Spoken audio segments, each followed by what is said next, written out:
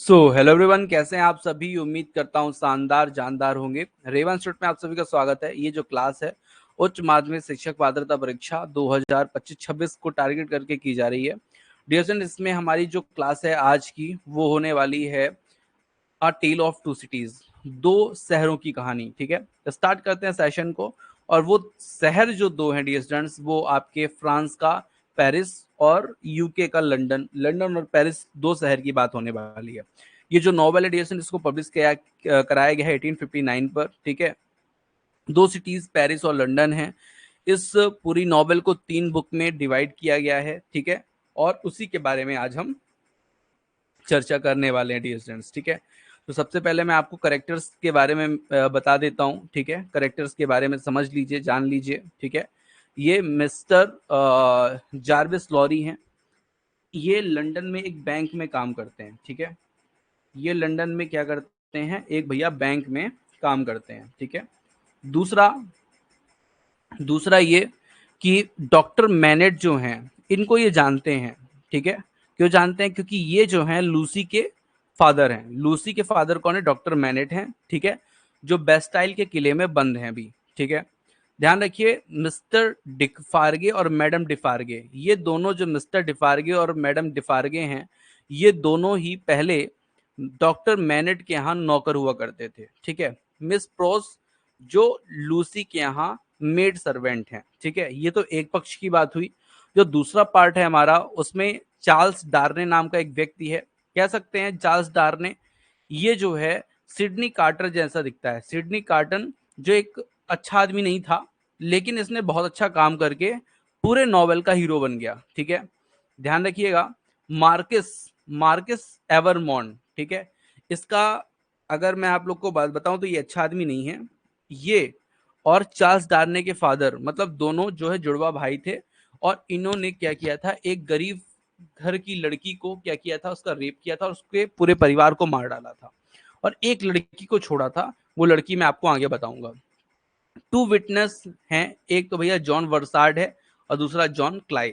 ये दो क्या है, विटनेस हैं, गवाह हैं, जो सिडनी कार्टन का गवाह देंगे। ठीक है, स्टार्ट करते हैं स्टोरी को डियर स्टूडेंट्स। तो यहाँ से ये कहानी जो स्टार्ट होती है 1775 से स्टार्ट होती है, जहां पे जार्वियस लॉरी जो है वो लूसी से मिलता है और बोलता है कि लूसी, हम दोनों को पेरिस जाना होगा। ठीक है, क्यों पेरिस जाना होगा? क्योंकि मुझे पता चला कि जो तुम्हारे फादर हैं वो बेस्टिल के किले से छूट के कहाँ पर हैं, तो भैया मैडम डिफार्गे, मिस्टर डिफार्गे जो वाइन शॉप चलाते हैं, उनके घर में हैं। तो ये दोनों जो है तैयार होकर के कहाँ जाते हैं भैया? तो ये जाते हैं इंग्लैंड से फ्रांस। ठीक है, और फ्रांस में जाते हैं पेरिस। और वह वहां पे जाते हैं तो वहां पे डॉक्टर मैनेट मिलते हैं, जो कि क्या कर रहे होते हैं, तो भैया जूते बना रहे होते हैं। क्यों? क्योंकि इनकी 18 साल जेल में रहते रहते इनकी जो मानसिक हालत है वो क्या हो चुकी है, खराब हो चुकी है।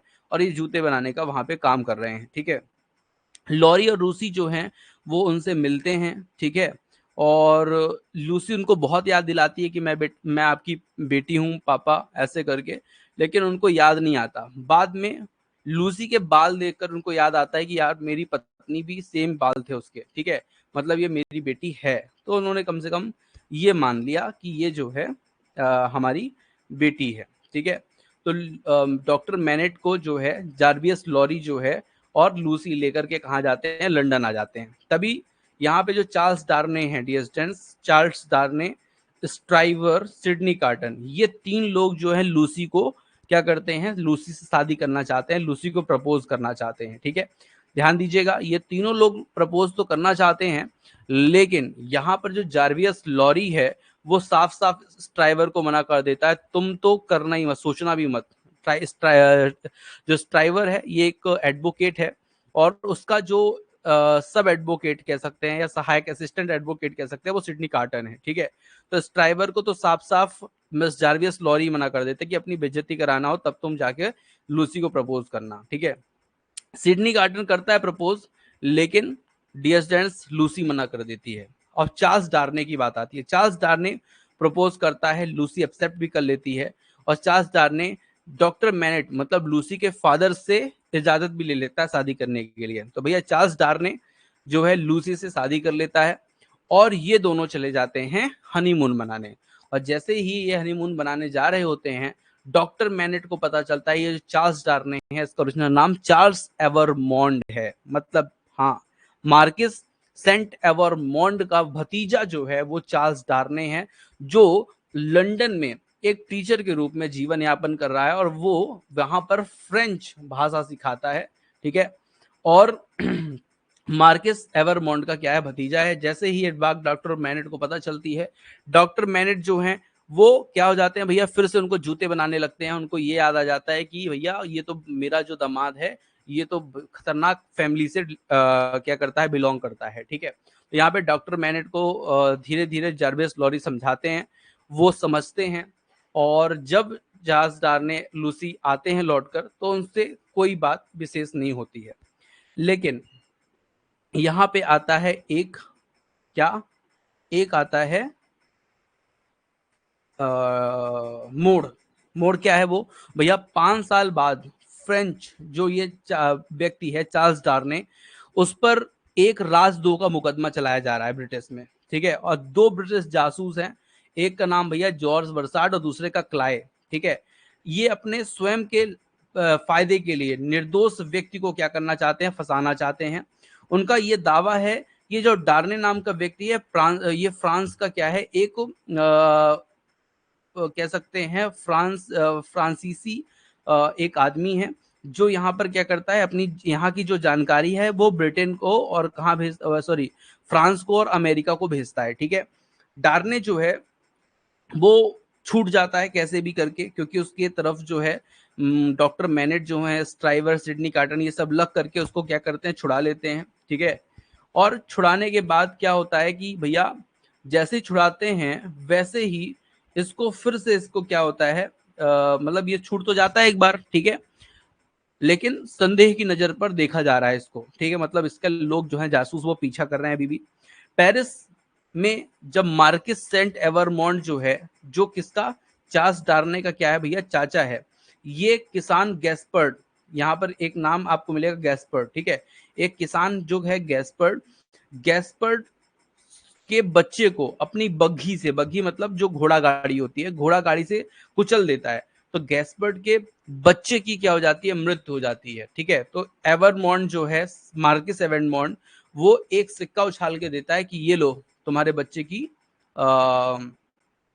के एवज में मैं तुमको पैसे देता हूँ। ठीक है, और उसी रात एवरमॉन्ड की क्या हो जाती है भैया, डेथ हो जाती है। ठीक है, और किसने कर दिया होता है भैया, तो गैस्पर्ड ने उसके उसको क्या कर देता है, मार देता है। ठीक है, आगे कहानी चलती है।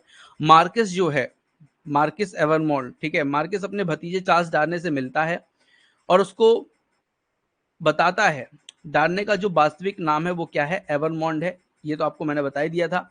अपने परिवार से घृणा करने के कारण ध्यान रखिएगा, जो चार्ल्स डार्ने हैं वो अपने फादर और अपने चाचा की असलियत को जानता था, इसलिए वो वहां पे क्या करता था, वो इनके परिवार का तो था लेकिन इनसे बिल्कुल अपोजिट था। इसलिए वो कहाँ रहता था भैया, इसीलिए वो लंदन में रहता था। ठीक है, तो उसका ये तर्क था कि डार्ने को कृषकों की सहानुभूति है, जबकि मार्किस क्रूर और बेरहम है। मतलब चार्ल्स डार्ने जो है, इसको लोग मानते थे, जानते थे ये जो है अच्छा व्यक्ति है, लेकिन मार्किस एवरमॉन्ड के लिए जो लोग थे वो जानते थे कि ये जो है बेकार आदमी है। ठीक है, अब यहाँ पर जो चल रहा है समय, वो ऐसा चल रहा है कि भैया जो अमीर है वो गरीबों को दबा के रख रहे हैं। ठीक है, मतलब उनसे काम भी करा लेंगे, पैसे भी नहीं देंगे और उनको बहुत उनके साथ अत्याचार करेंगे। ठीक है, तो वो रात की बात तो मैंने बताई दी कि आपको, गैस्पर्ड ने क्या किया, एवरमॉन्ड को मार दिया। ठीक है, लंदन में अब चलते हैं लंदन की तरफ। तो लंदन में लूसी से जो शादी करने के बाद जो डार्ने हैं, वो मैनेट की अनुमति उसको मिल जाती है, तो मैंने आपको बता ही दिया है,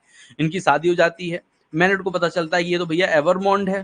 ठीक है, तो वहां पर मैनेट जो है जूता बनाने लगते हैं। जब वो उनकी जो मानसिक हालत ठीक होती है तो जार्वियस लॉरी जो है उनको समझाते हैं। ठीक है, अब यहाँ पे डिफार्गे जो परिवार है, डिफार्गे परिवार मतलब ये मिस्टर डिफार्गे और मैडम डिफार्गे, डिफार्गे परिवार जो है वो बेस्टील पर धावा बोलने में मदद करता है। ठीक है, ध्यान रखिएगा, ये 1789 की बात होती है।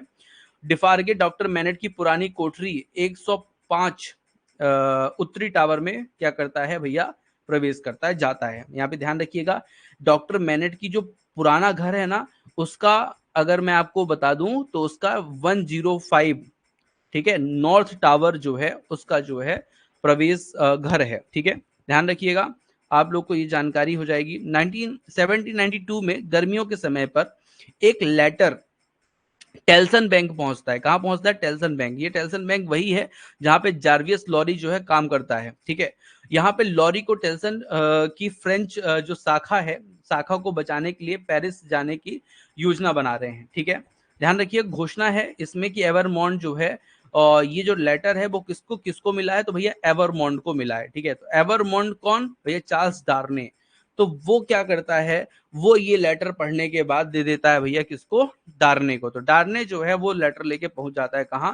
पेरिस। जैसे ही वो पेरिस पहुंचता है वैसे इसको गिरफ्तार कर लिया जाता है और जेल में बंद कर दिया जाता है। ठीक है, और जब जेल में बंद कर दिया जाता है तो इसको छुड़ाने के लिए लूसी, डॉक्टर मैनेट जाते हैं पेरिस, खूब प्रयास करते हैं, तो चार्ल्स डार्ने छूट जाता है जेल से।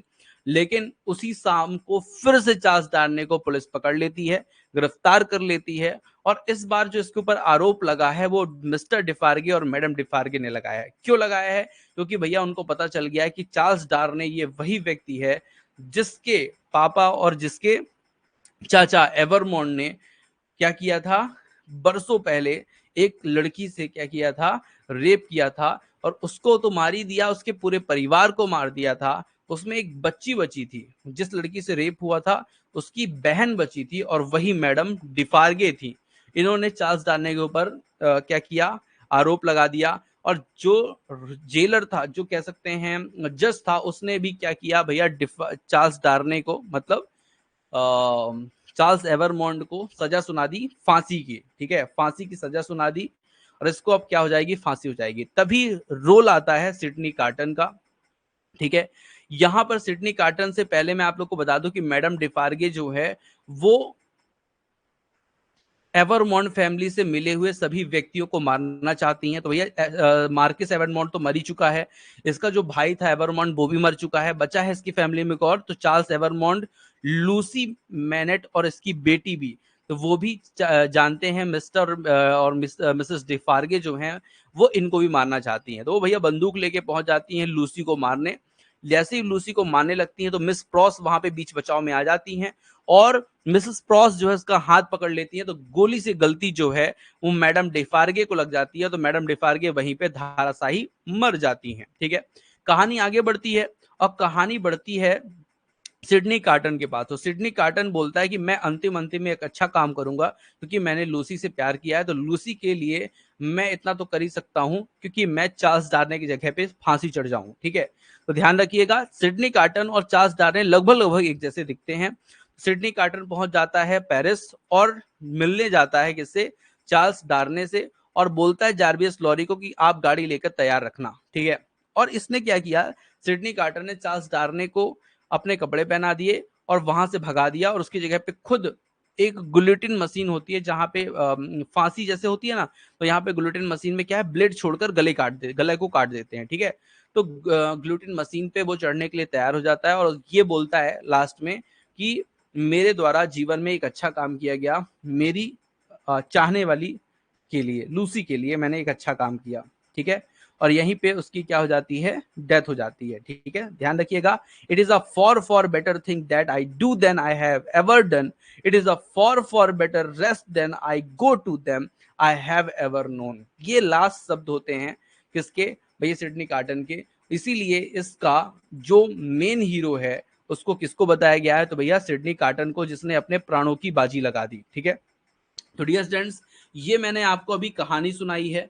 इसकी कहानी को मैं और आपसे अच्छे से बताता हूँ, पूरी चीजों को मैं आपको लाइन बाय लाइन समझाता हूँ। ठीक है, अब वो मेन कोर्स का पार्ट है तो वहां पे हम चलेंगे और पूरी चीजों को ध्यान से पढ़ेंगे, राइटर के बारे में पढ़ेंगे, और इस पूरे नॉवेल के कह सकते हैं प्लॉट को समझेंगे। ठीक है, स्टार्ट करते हैं आगे का सेशन, जिसमें हम बात करेंगे डियर स्टूडेंट्स चैप्टर के बचे हुए पार्ट की। ठीक है, तो ये तो स्टोरी रही है। स्टोरी को आपको कम से कम 2 से 4 बार पढ़ना है।